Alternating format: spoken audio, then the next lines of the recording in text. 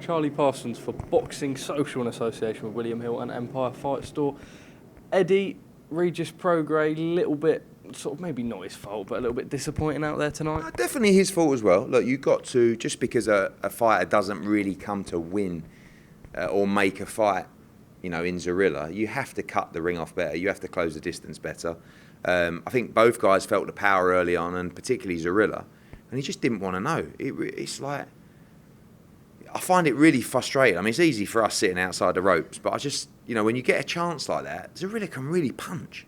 And he's a dangerous fighter, but he just didn't try and win the fight. And, I think to moan after the, people call it a close fight. I don't really think, neither really landed in the second half of the fight. But Regis just made the fight. And it was a frustrating fight. Poor performance from Regis Progais and a disappointing effort from Zorilla. Bill Haney was here tonight. Yeah. Any sort of talks about that? Yeah, we've been speaking about it today, and I think it was about the 10th round I looked over and Bill was going to me, and Devin will really fancy the fight with Regis. Look, one of the positives about the night is Regis Progais will be on the top of everyone's shopping list. And before tonight, let's be honest, no one was really mentioning his name other than Devin. So I think there's some massive fights out there for him, and I think they'll be a lot easier to make now. Shakram Girsov wide decision, and then sort of the notable one was Guzman's heavy knockout win over Ramla Ali, and then quite a wild fight to open the card. Yeah, I enjoyed the opening fight, and I'll tell you, Shakram Girsov was okay. Again, like Calderon, Calderon's been asking me for an opportunity for 2 years, and I just...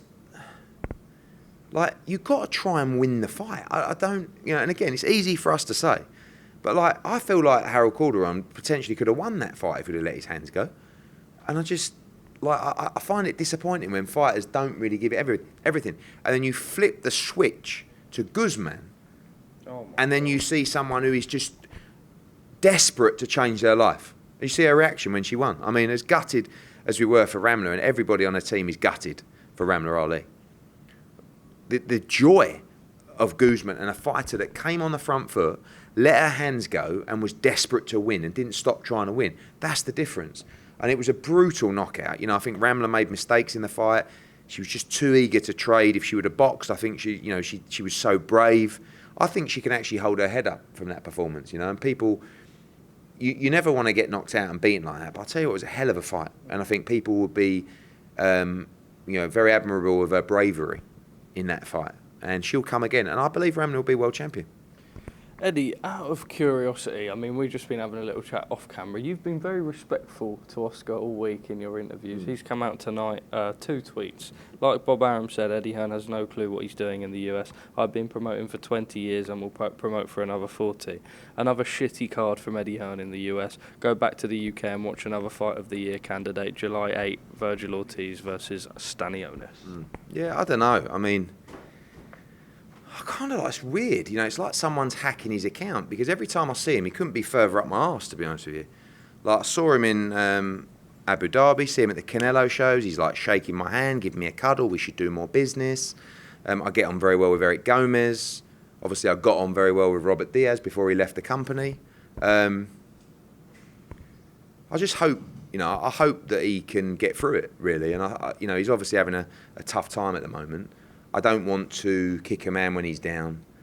I thought about replying, and I was just like, what's the benefit? The guy's obviously in a bad place. He's got this massive court case coming up. If he loses Ryan Garcia, his business is practically over. We're doing our own thing. I'm just focused on what we're doing globally. And I honestly, I wish him all the best. I haven't got a bad word to say about Oscar De La Hoya. Fantastic fighter. Promotion, I don't really have an opinion of him. We're all trying to do our thing. It's great that he keeps mentioning my name from a profile point of view, because he has a big profile in America. But I don't actually know what I've done wrong to rattle his cage. But again, I don't want to kick a man when he's down. Honestly, I wish him the best, and I hope he can find happiness.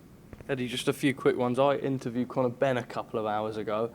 He told me that he's going to knock out Chris Eubank Jr. in the first round. He's excited.